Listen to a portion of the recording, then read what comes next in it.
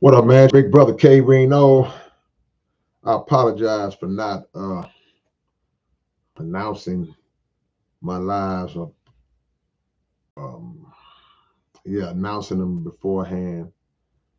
I guess I got enough platforms to let it be known that I'm gonna jump on, whether it be Facebook, whether it be Instagram, whether it be Twitter, whatever.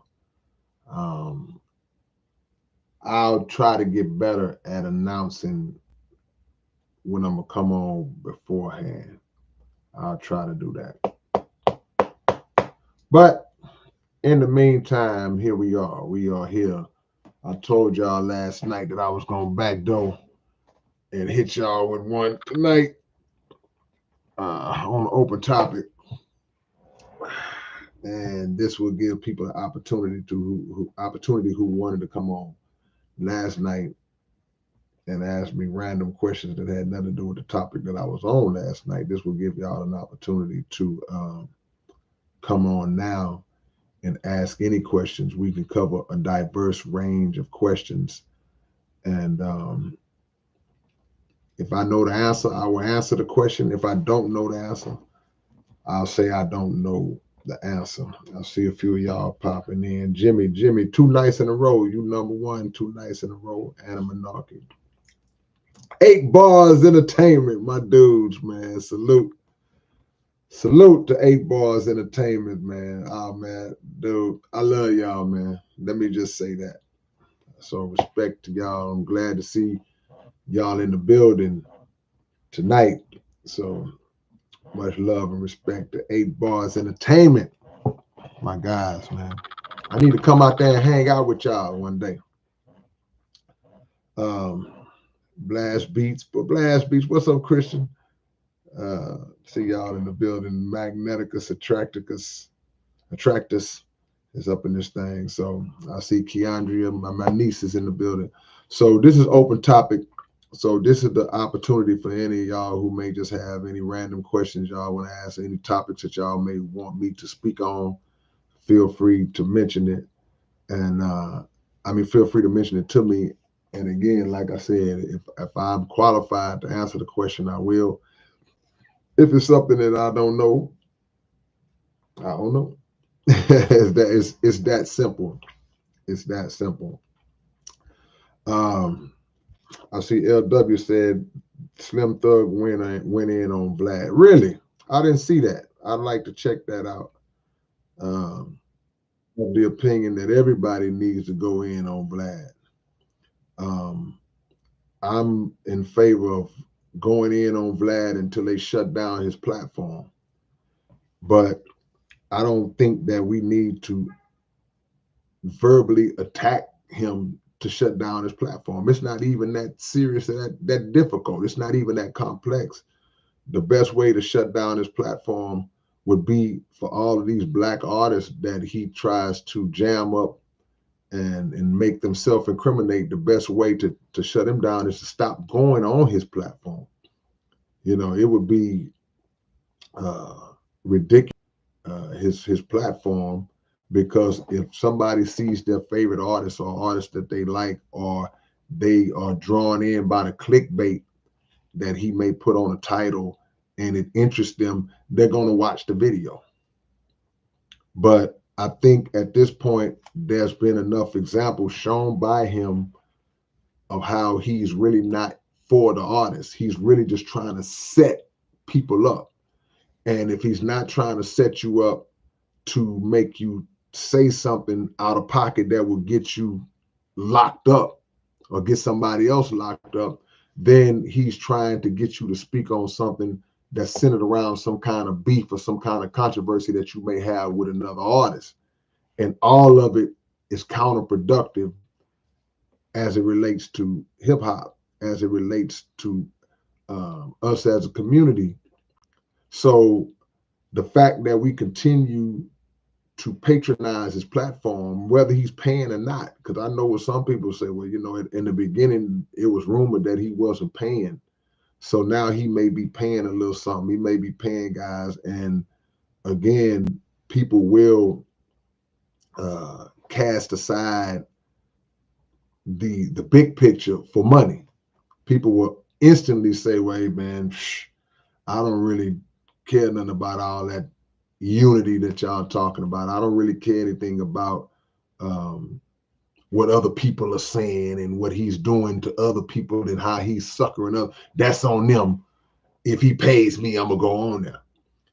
And that's really the big problem, is that we can't put that to the side. Or again, like I've said many times, let's select another platform. Let's find another one of these brothers or sisters out here who has a platform that's doing well, or on the verge of doing well, or could be doing well, if everybody shifted their focus and attention to going on that platform. Why do we continue to give this guy, I won't say the goods, because a lot of times he's just tricking you. He's a master manipulator. He has the ability to lure you in and make you say things that will eventually be held against you in the court of law.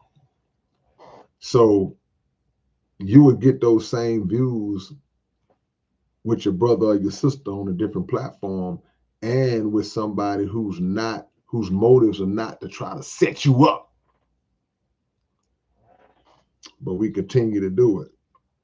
So Boosie said he gets 500,000 a year just from going on Vlad.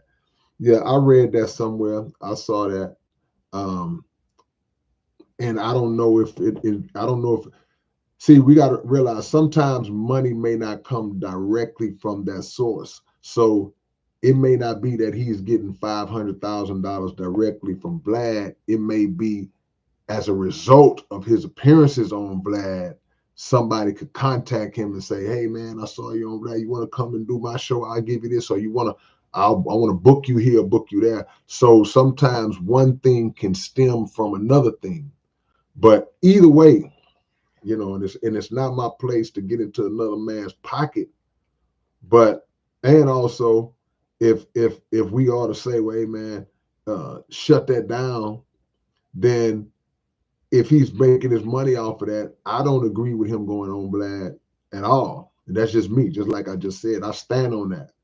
But I'm not going to replace his $500,000 either. So if that's how he makes his living, that's on him and whoever else. But again, if you go on other platforms, you go on Black platforms, and people who will have more respect for you and not ask you personal questions about your personal life and things of that matter, then guess what? I still feel like you can get that same 500,000. I still believe you could get it. We don't empower each other. So we empower snakes and devils like Vlad, and then we look at them and hold them up as being the gold standard in this industry, when in reality, we made them the gold standard. And their whole platform was built off of controversy and mess. So I don't like it. That's just my personal. Y'all know how I feel about Vlad. Y'all already know. He's disrespectful, and trust and believe me, he has zero love for any of those artists who ever came on his platform. You are only there to further enhance his platform, to bring views to his platform that generates revenue for him. That's the only reason that you're there. Because he don't care about all them people that got locked up as a result of being on his show. He don't care nothing about them. He ain't appeared in court to say, oh, no, wait a minute. Come on, Your Honor, please, Your Honor. No, that's not what he meant, Your Honor. He haven't done anything like that. He haven't met with any detectives on behalf of any of the artists. If he met with detectives, he was working with them. Who's that lady? What's going on? I see you. Who's that lady? Yeah.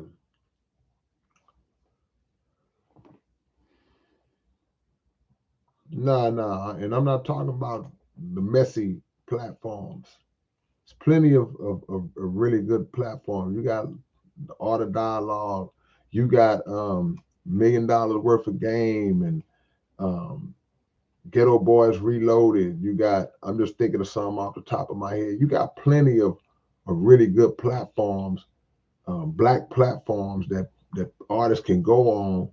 And again, the right artist has the ability to make a platform big. If there's a platform that you've never heard of, and then tomorrow a top name artist goes on it, or 3 or 4 top name artists go on that platform within a week or 2 span, it's gonna automatically go up because of the name. See, we just have to put it in our heart. Okay, you know what? We're gonna bring each other up. I'm a multi-million-dollar artist with all these followers and all this support and all these subscribers. If I go on this no-name guy's platform, it's gonna automatically elevate it. That's how we gotta think. That's what endorsement is. That's what it means when if somebody comes out with a product. That's why people are always saying, if I can get a celebrity to endorse my product, then they will draw from that celebrity's influence to make people say, wow, well, if this guy is wearing this outfit, if this guy is drinking this drink, then everybody wants to do it. We do that anyway in rap. We just glorify the wrong things. So we glorify being dope dealers, and we glorify being strippers and pimps and hoes and all this. We glorify all that. We glorify sipping drink and all this different stuff that we glorify. Popping pills and Molly and Percocet. We glorify all that. And what does it do? It influences the young people who listen to the music to go out and pop pills and pimp and hoe and do drugs and shoot each other up. It's an endorsement. See, it's an endorsement of a product, but it's not a product in the sense that we think. Like, we think of a product like, okay, well, you know what? This pen, this marker is a product. This hat is a product. This food item is a product. But the activity that we promote is also a product. The activity that we promote is also a product, because we're endorsing it, and it's being endorsed by somebody with power and influence. So we got the ability to lead people in the right direction, and we got the ability to lead people in the wrong direction. Open topic, man. What's on your mind? Any questions y'all want to ask your big brother? This is the time. This is the place. Told y'all I was gonna backdoor y'all, man, and hit y'all up. Animanarchy. K probably ghost writes for people he doesn't know about. Who, me? According to Google, I came up with this name. I checked upon thinking of it. I ghost write for people that y'all don't know. I mean, I haven't ghost written for anybody that y'all would necessarily know. Yeah. I'm trying to keep up tonight, y'all. Temple of a, is that M-U-U-R? COINTELPRO never died. It just went Southern strategy. Yeah, COINTELPRO is alive and well. It's thriving. See, because with the increase of technology comes the increase of ability to make COINTELPRO more effective. So yeah, it's thriving more than ever, because there are things that they are able to do now. There are ways that they are able to spy on the people now. There are ways that they are able to listen in on the people now that did not exist 40, 50, 60, 70 years ago. So yeah, it's not just alive, it's not just still alive, it's still thriving, because they're putting those technologies to full use in the attempt to keep an eye on the public, and in particular keep an eye on anybody who is in positions of leadership in the Black community, and anybody who is in a position to affect change. See, hip hop, all these different things, they have a firm hold and a sharp focus on everything that we do, so they can keep it under control. And part of that counterintelligence program is to inject agents and informants and snitches into different organizations in order to destroy them from the inside out.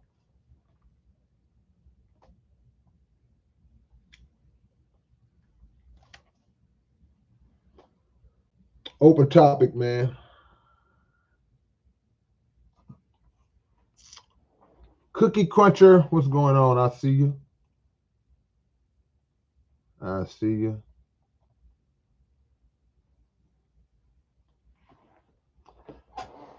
That's what D1 tried to tell artists. They gave him all the smoke. Well, yeah, because it's two mindsets in play when it relates to somebody like D1 coming under the scrutiny that he's come up under, right? One mindset is that the artist that he's speaking on, right? He's not, even though he's mentioning artists by name, he's not necessarily speaking at that particular artist, more so than he's speaking to the mindset that artist is feeding, is he's under and he's feeding. And it goes back to the things I just mentioned. When you're rapping about shooting and killing, when you're rapping about glorifying selling drugs, you're glorifying pimping, and all the things I just said a few minutes ago, that represents a mindset.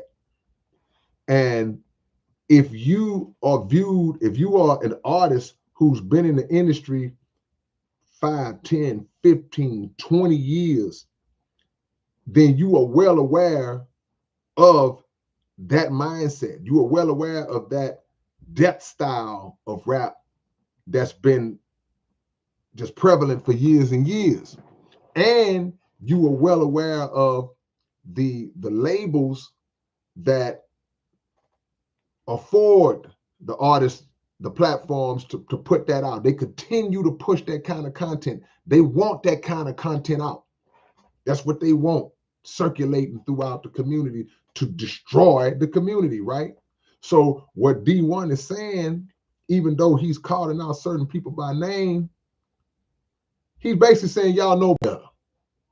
Y'all know better. Come on, bro. Because how much more money do you need to make? See? So the two mindsets are this. You either spew out that kind of content knowingly or in ignorance. You don't know. Because sometimes you just got somebody that's just so ignorant, meaning that they don't know, that they just thinking, hey, it's all good. This is what we do to make money. I'm going to keep rapping about this. I'm going to talk about this. I don't know. And some of them that don't know, at some point, they never learn and they fall victim to it, or they wake up one day and they say, oh, and they change. The other mindset is, you know good and well what you're doing, and you know who you're doing it for. You know who's guiding you and pushing you to do it. You know who is the power behind that kind of content that you put out. You know it.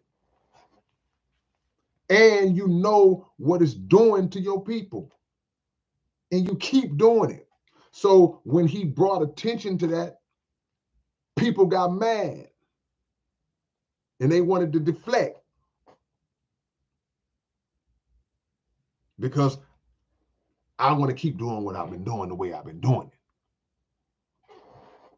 And then ego kicks in, because one of the hardest things for a person, for a rich, wealthy, famous, successful person to do, one of the hardest things for them to do in a lot of cases is to subordinate their ego, meaning to put their ego in check and be able to, no matter how big you are, to be able to accept right criticism and to be able to accept correction when you're wrong. When your ego is that powerful, when your ego has that much power over you, it's hard for somebody to accept correction. Because even when you tell them right, and even when they're wrong, they're going to find a way to justify the wrong that they're doing, because it would be beneath them to feel as though, or to admit, just to humbly admit, you know what, you was right. That's right. That's correct. You know what, brother, I'm gonna work on that. You're right. That's hard for somebody to do when when their head is like this. It's hard. So the brother ain't say nothing wrong, but it's an old saying that goes, a hit dog gonna holler. A hit dog gonna holler. But in this particular case, he said names, but he was appealing to those brothers. Look, bro, you got the power. You don't have to do that. And I told y'all this story one time before about how one time Too Short, and we all know what kind of records Too Short is known for making. And I'm a fan of Too Short, I ain't gonna lie. But Too Short wanted to do a whole album of conscious records one time, and the label told him no, he couldn't do it. Keep doing the same, keep doing the nasty rap. So that tells you right there, they don't want us to wake up. But if you reach the point where you got 50, 100, $150 million, you got all the, man, at some point, at what point do you say, I don't even have to do this no more? And what point does it just come into the argument or into question, do you want to keep doing this? When do you care about the power of life and death being in the tongue? When do you start to care about that? So don't get mad at the little homie. Don't get mad at the little homie when he speaks a truth that condemns not you, it condemns what you're putting out. Because a young brother has the insight to see the harm that is doing, and that is done, and that it will continue to do. Why get mad? Why talk in a threatening tone towards the brother? You insinuate threats. Come on, man. Come on, man. D1, hey, D1 been standing on truth for a long time. So if people don't really know who he is, then you might say, man, who is this little dude? Who is this little dude? Who is this? But that also plays in the ego, because it wouldn't matter who he is. The question would have to be, is he telling the truth? So if I come at you and say, well, man, who are you to be saying something to me? Who are you? Who are you to be talking to me? That's my ego. So nobody can correct me if I'm wrong. Nobody can disagree with me. We come on these lives all the time, and there's a lot of people. If I have a topic, I say something, there are people on here who disagree with me. And we have our exchanges. We have our dialogue, respectful dialogue. And if we can come to an agreement, cool. If we don't, we just agree to disagree. But I ain't gonna send nobody after you if you disagree with me. It's ego. Appreciate the love, Dougie Doug. That's right. Y'all go get the new album, Audio Optics. It's out right now. Y'all go get it right now, physical and digital.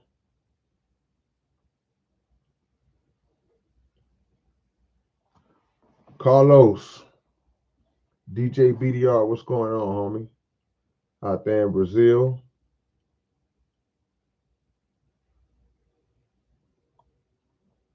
Open topic.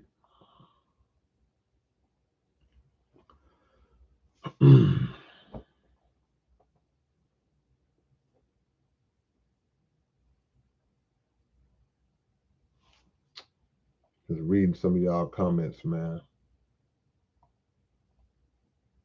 We got to do better, man.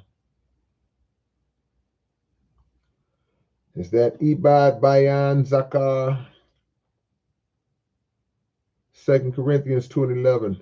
Lest Satan should get an advantage of us, for we are not ignorant of his devices.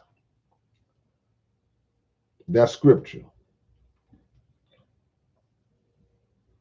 But some people are ignorant of his devices. Many are ignorant of his devices. Those that are not, then they're not. Shout out to my Rockets. Yeah, Rick. We playing defense this year. When you play defense, you win games. You notice the Rockets have only been blown out one time. They got blown out the first game of the season. Pretty much every game after that they lost, except maybe one, but pretty much every game after that they lost, they could have or should have won. And that's all about defense. Blast Beat says, before YouTube, Vlad went to UC Berkeley and was a street team dude for Def Jam. Well, see, here's the deal. A lot of them cats were just regular Joes trying to find a way to break into to hip hop any way that they could. And then eventually they had the complexion to get the protection, and they were able to slide in and rise up the ladder. Yeah, because he was just a regular little bootleg, little failed DJ. That's all he was. But he found this lane, and quite naturally, we have a tendency as Black people, we don't unify in the manner that we should, so we gravitate more to the enemy than we do to ourselves. So I couldn't call some of these cats.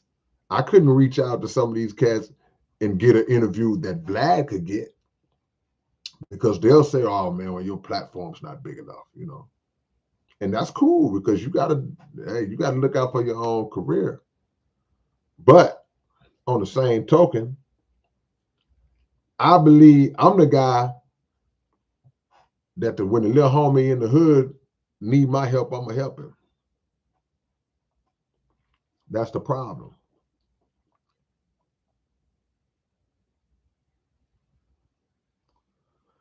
Yeah, man. Shout out to everybody in Brazil. It's crazy how some people believe they always right no matter what. And that's a mindset that's created and fed by power. See, when you accumulate power and influence, money, power, influence, when you accumulate those things, guess what else you accumulate?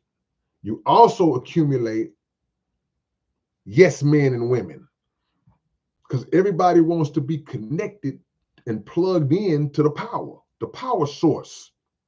Everybody wants to be next to the money so they can get some of it themselves. Everybody wants to be next to the influence. They want to be in the entourage. So in order to be a part of that entourage and to be plugged into that power, they'll say yeah to anything. They'll agree with everything. So when you have that many people around you doing that, the person who everybody's doing that to, the ego gets out of control. So no matter what they say is right. You're never wrong, no matter what. Because there'll be people around you that know you wrong. And they'll go, that's right. There will be people around you who will see you saying and doing things that they know are wrong and out of pocket. And they'll do this. They'll turn a blind eye. That's why a lot of these celebrities is getting in trouble now. Because the very people that were around them during the time where they was just doing whatever it is they was doing, abusing people and doing all the things that they were doing, there were people around them, managers, bodyguards, all these different people that was in the mix that turned a blind eye or they participated in it with them. A lot of them, they starting to talk now. They didn't talk then. So that's why you see a lot of them, because if something happens and you piss off the right person, or in their case, the wrong person,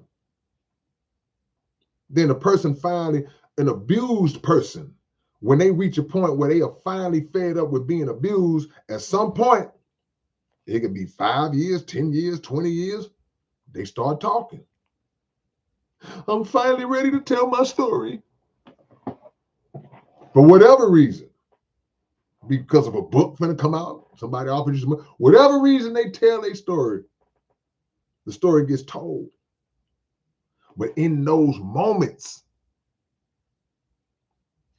they have been bolstered up to believe, to feel like I can say and do anything. I am indestructible. Nobody can destroy me because I got $400 million and everybody knows me. I can make a phone call. I can get this person beat up. I can get this person killed. I can do this. If this woman doesn't want to have sex with me, I can make her do it anyway. See?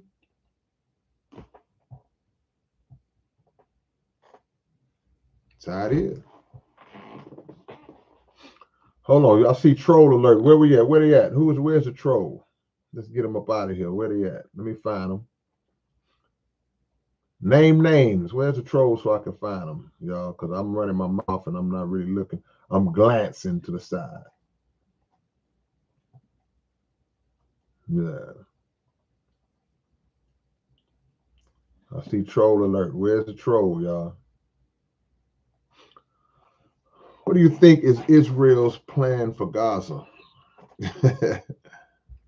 I would say, I would tell you what I believe that God's plan is for Israel and for the United States.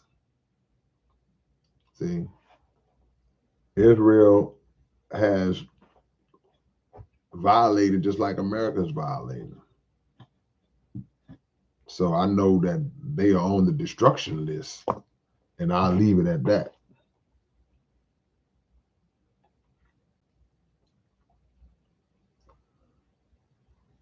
Open topic, man. We coming in hot. Y'all starting off hot.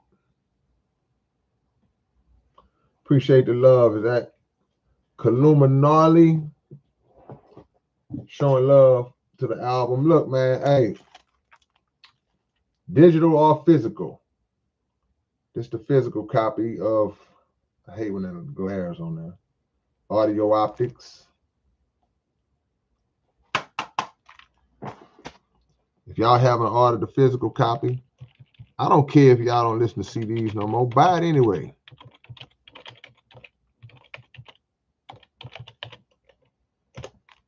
Buy it just to have it. And make me sign it. You ain't got to open it.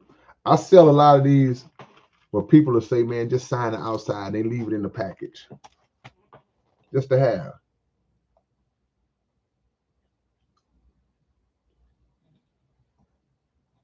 Hold on, what is this?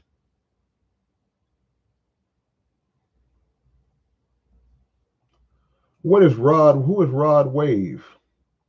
Fambo podcast. Rod Wave been stealing rap songs. Boosie and Jay-Z. Who is Rod? What is Rod Wave? I don't know what that is. Somebody educate your big brother.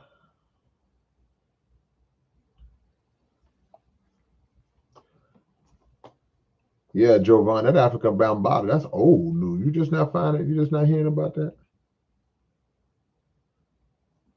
Jason Who says, ego, pride, vanity, lust, anger, vengeance, deceit, to name a few, materialism, escapism. We in a bad state, man. Yeah. Thompson, wait a minute. You say I'm a Warriors fan, but I'm supposed Houston Rockets because Thompson. What? Amen Thompson? Because he haven't even really been playing. And I'm going to be honest with you, I haven't been impressed with him when he was playing. When he was healthy, he going to have to show me, man. Because so it's early now. Don't get me wrong. I ain't throwing him under the bus yet. But Doug, I'm going to tell you, I'm not. Amen Thompson got to come on with it, man. Because I'm looking at his brother. His brother in Detroit acting bad. His brother in Detroit, when I say acting bad, I mean that in a complimentary way. His brother averaging like 14 and 10 rebounds a game. Like, we always pick the wrong twin. But I hope he get it together because he got to come on with it, man. We got high hopes, man. You number 4 pick, bro. You the number 4 pick, man. You got to come on with it.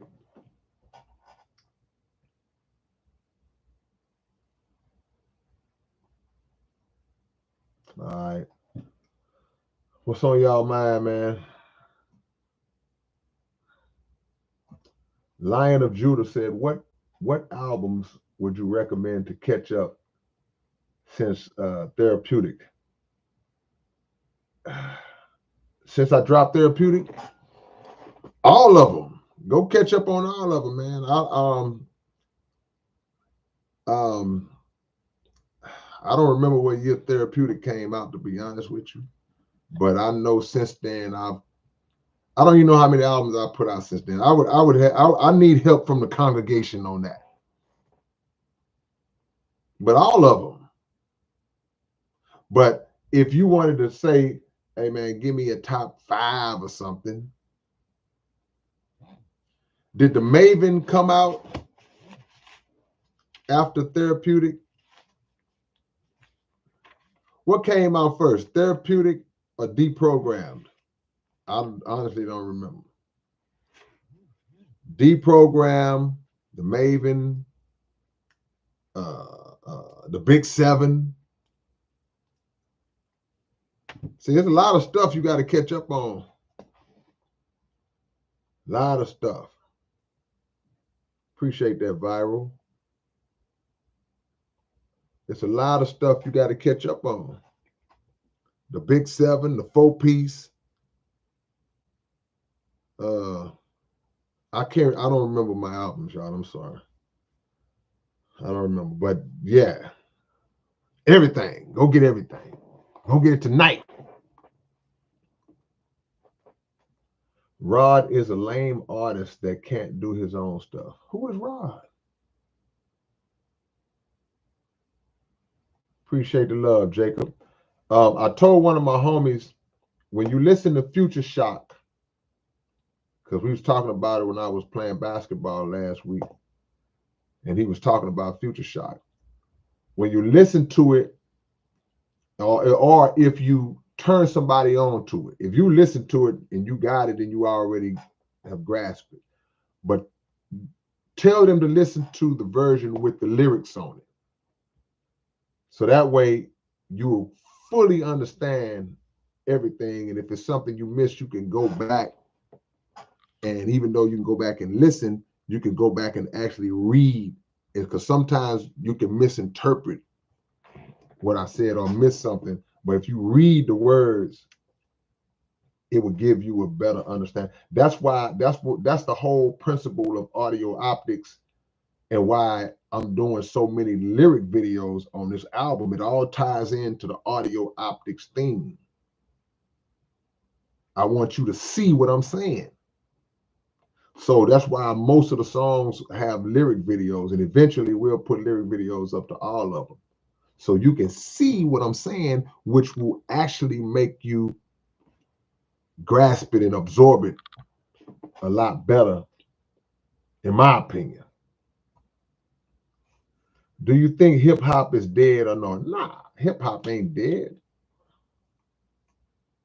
Too many great artists still making great music. The the the mainstream industry aspect of hip hop has put a black eye on it. But a black eye ain't gonna kill you. If you had a fight and somebody gave you a black eye, you're not gonna be dead.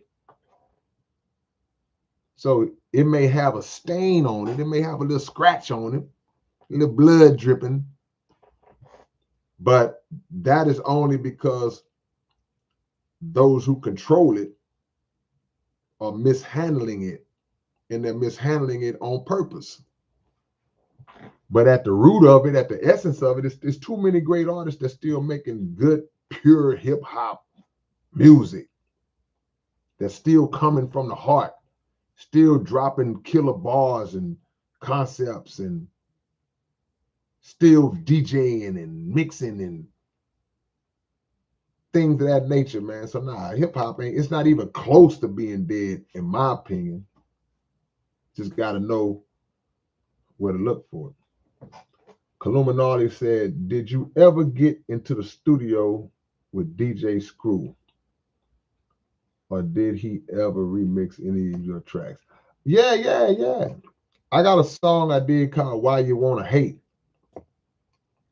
Back in the late 90s, I think we did that song, not long before Screw died. And I just told this story on a podcast the other day. I wanted Screw to come in and talk on the song the way he talked on his Screw tapes. I wanted him to come in and talk at the beginning and talk at the end. And so he came to the studio, and normally if you ask somebody to talk on a song, like if somebody asked me to come talk on this song, I might just go to the studio, or if they send me a song, I just listen to it. And then when I get there, I just put the headphone and just start talking. Just whatever comes to my mind.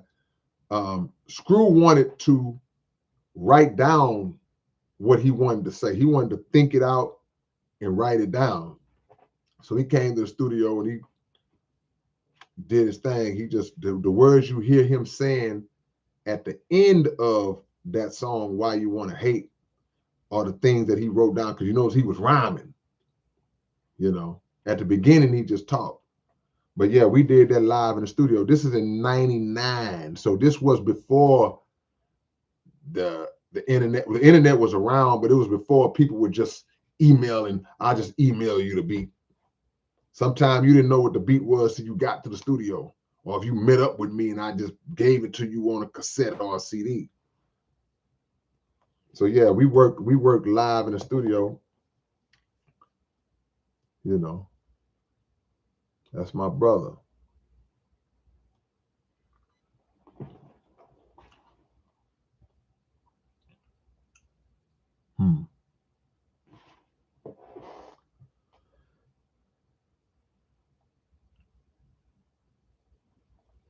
Open topic, man.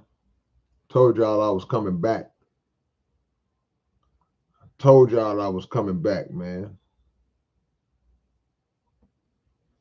Kyle Leonard says, have you ever dropped some bars that even threw you off tilt? I don't want to sound egotistical, but yeah, you know, sometimes God blesses you with some stuff that you say that you go, wow, yeah, that was pretty dope. You know, yeah, no doubt about it. Just to be honest, just to answer your question directly, sometimes, you know, you come up with stuff that you don't even know how you came up with it, you know. And one of the reasons why I can't remember a lot of albums or when they came out and all that is because I don't really listen to my own music hardly at all. Hardly at all. Very rare. So when I do listen to it, sometimes I listen to my own music from the viewpoint of a not even it being me. I'm somebody else because I don't remember. I remember the song, of course, but I don't remember the words enough to even know what I'm gonna say next. So I'm listening like y'all. I'm like, so if I say something that was pretty dope, I'm going, ooh, oh, okay. But you know, your boy, I ain't juiced up. My head ain't juiced up like that, though. To be honest, I'm grateful, man, that y'all be feeling your big brother. We heard Future Shock for the first time a few weeks ago. We play it all the time. That's the first track we ever. Appreciate the love, the objective news. I appreciate that, man, and the donation. Thanks so much for that, man. Yeah, Future Shock just plays into the dying art, the lost art of storytelling. And I'm proud of that song because, you know, looking at y'all responses now, it's making me feel like it's one of my better story songs. So I'm humbly appreciate y'all, man. Humbly appreciate y'all, man. Thank y'all so much for that song. But listen to it with the lyrics. And anybody you get to listen to, let them play the version with the lyrics first. Let them hear that first. Magneticus, where you going, man? Yeah, you know what? You Phantom Face was on last night, so y'all been missing each other. Y'all know y'all gotta have y'all clash. Magneticus Attractus versus Phantom Face final. Well, that'd be a heck of a comic book, boy.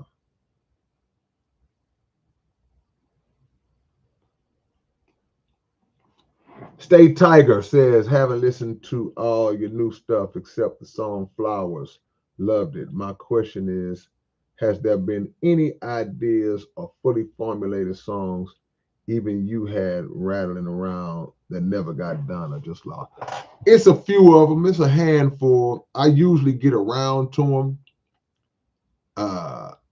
Because if I have a song in my mind that I want to do, sometimes if I know it's going to take a lot of brain work to do it, sometimes I'll put it off. Like, I ain't going to do it right now. I don't feel like doing it right now. But I eventually get to it.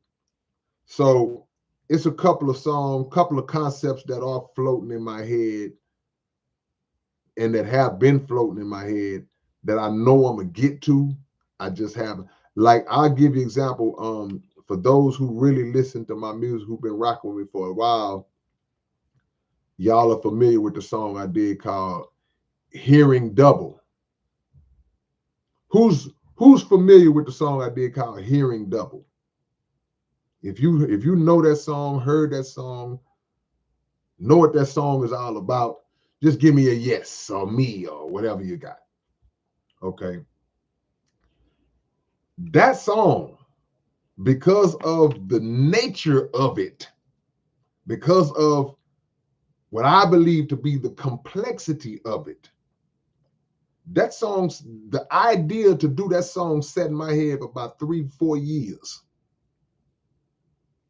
I came up with the idea, but I didn't jump right on it. And it's two reasons why I didn't jump right on it. The reason number one I didn't jump right on it is because, like I said, I was like, okay, I'm gonna get to that because it's gonna take some force to get that out. I gotta be really in the pocket to sit down and do that right. So I held it off. You ever had a big job you had to do around the house or a project, something you know you had, but you know it's gonna be hard, so you just like, I'll get to it. But the second reason I didn't jump right on is because the fact that I knew at that time or felt at that time, nobody was even thinking about doing that. I was like, I ain't got to rush because ain't nobody gonna do that. Nobody's gonna do that. I don't have to worry about that concept floating into somebody else's head and somebody doing it first. And then I'm like, oh man, they beat me to it. Because that happens. Sometimes you have an idea. If you don't move on it fast enough, it's too many great MCs in the world. You can't just hold an idea. You got to put it out. You got to go, because if you don't go, the same bar, the same concept, somebody great in a whole other state will serve it on a plate. So you gotta, but I was cool with that. I was like, ain't nobody gonna ever do that. And I got some more that I'm just sitting on. Y'all haven't heard Hearing Double, go listen to it. Maybe I'll do a retro lyric video to Hearing Double, because it's still people to this day that listen to that song and don't know what the hell I'm talking about. But that's why